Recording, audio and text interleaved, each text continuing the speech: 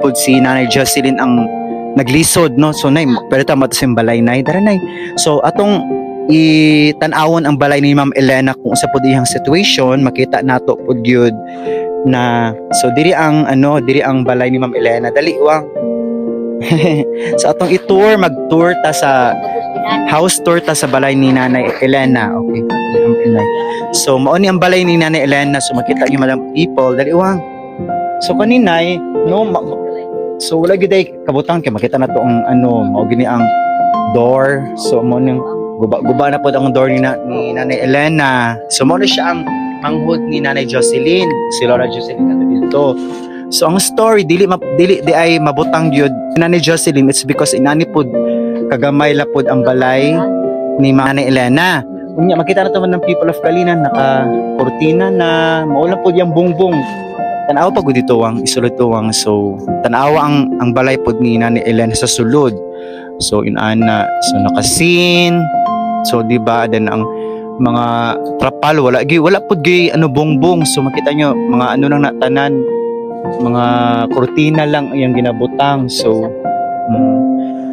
so inana pud kalisod si Nanay Elena, Madam People of Kalinan. So isa may nay malumong nakasing-kasing diha no, so matabangan nato sila bisag ginagmay lang gud nay no. Pagkaon man man importante gud pagkaon. Sabi masulti ni Nay. Kung naamoy malumong kasing-kasing, tabang mudawat naman po ko. Gikan sa inyong mga kasing-kasing, dako kong pagpasalamat sa inyo ha. Kay makatabang sa ako, sa akong kalisod, ug katong akong magulang, si Jocelyn. Daghan jud salamat sa inyo ha, sa inyong pagtabang sa ako. Di jud mabayaran sa kuan ang inyong pagtabang. Pasalamat jud Diyos Ginoo nga kamo gyud ang instrumento sa Ginoo may makatabang sa kuwas. O diha. So na unsa imong ginabuhat karon kanang like imong ginatrabaho para for example para pampalit og bugas, unsa imong ginabuhat nay? Maura man na magbagos ko. O maura na akong trabaho gamay kaayo kuan. So magbuhat og silhi. So mo na imong trabaho man ginabaligya nimo. Oo. Ang tagpila man isa ana? Tag-gis ra. Tag-gis. Oo.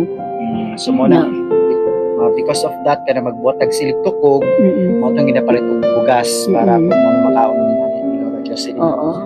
Tigumon pa man na tigumon mo nga 20 ka buok. Oo, anha na ipakabaligya kung isa ra ka buok. Di gamay man ang kuan halin pod.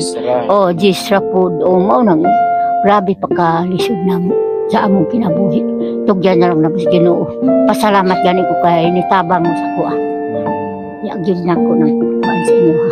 So iampo na to Nay Elena na naimadang People of Kalinan no na mo help mo reach out sa atua. So Madam People of Kalinan, so kinsa mo tayo gusto mag-help no kay Nanay Elena o kay Nanay Jocelyn.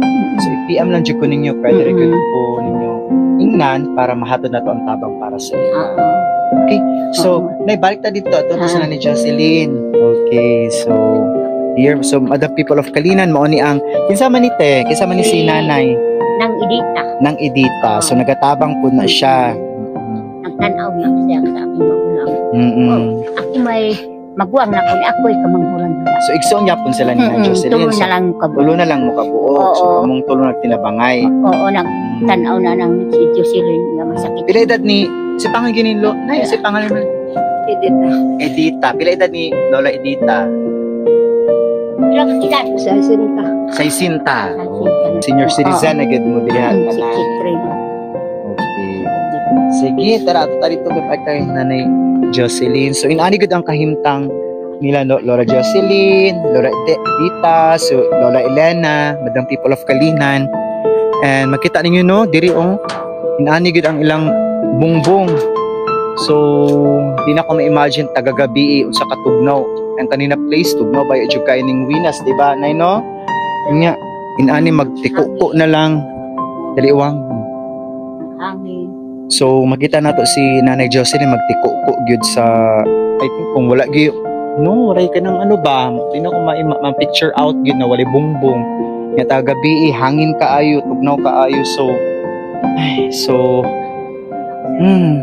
makasad ka ayog yun. So I hope no, dita nay, sige.